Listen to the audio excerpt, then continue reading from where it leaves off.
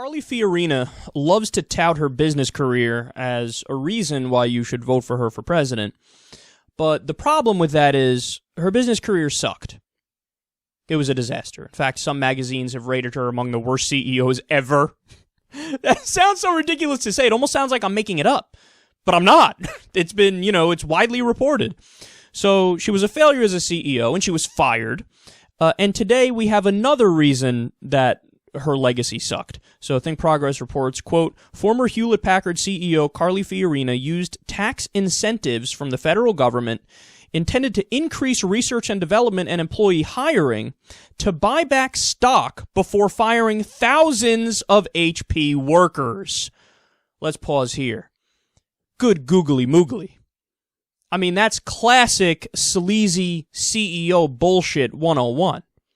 So you're specifically getting money for tax incentives to hire people and do research to get the economy going. This is part and parcel with right-wing economic ideology, too. You know how they think. Give the corporations more money, give the rich more money, and everything will work out.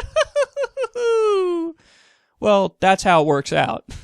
They gave the company money, and it's supposed to go to hiring people and research. And Carly Fiorina's like, yeah, this is what I'm going to do. Fire people and buy back stock to appease the shareholders and make them happy and give myself more money. Okay, not only do I think you're bad when it comes to business, reading that, I have to conclude you're a bad person.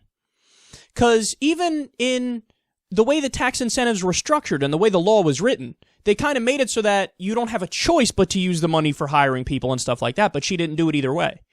So she really did break the law. So you're a criminal, and you're a bad person.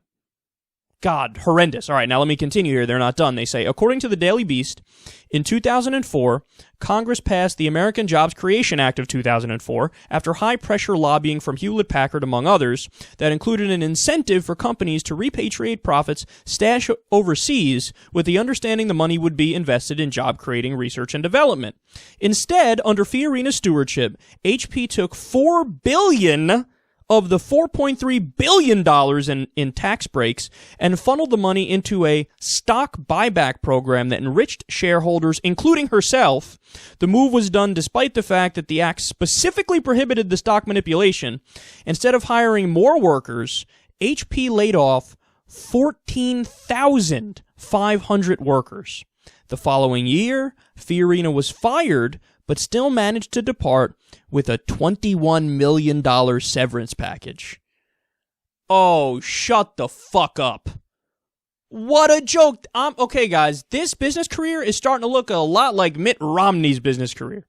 You remember, what was the name of the company, Sensata or something? Like, as Mitt Romney's going around talking about jobs, I will bring American jobs here, he has invested money in Sensata Industries or whatever the fuck it was called, a company that was in the process of taking its American workers, laying them off, and shipping the jobs to, like, India or something like that. So as he's saying, I'll bring jobs here, he's a company he's working with is using his money to divest from America and put the jobs overseas. And this became a big story. Liberal blogosphere was talking about it all the time. Or just the way Bain Capital did basically vulture capitalism, where they would harvest companies, screw all the workers, take all the money, and then move along to the next thing. I mean, this is really similar to that.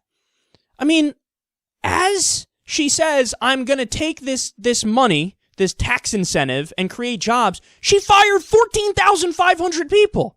14,500 people, lives ruined. Now, I obviously don't know. Did all of them get their jobs back? Did a certain percentage? What happened as a result? I don't know. But 14,500 people lost their job, and then she ran out the back door with a $21 million severance package when her ass was fired for doing a shitty job, too. No, don't buy into the hype. The hype is not true. When they say, oh my God, her business career was fantastic, vote for her for president, that's not correct. Her business career was a disaster. But not only that, I even go a step further where I say, even if your business career was good, that doesn't mean you're going to be good at government. They're fundamentally different things. One is all about profit and padding the bottom line, and the other is all about governing. The other is all about the public good. Being a good politician is totally different than being a good businessman or businesswoman.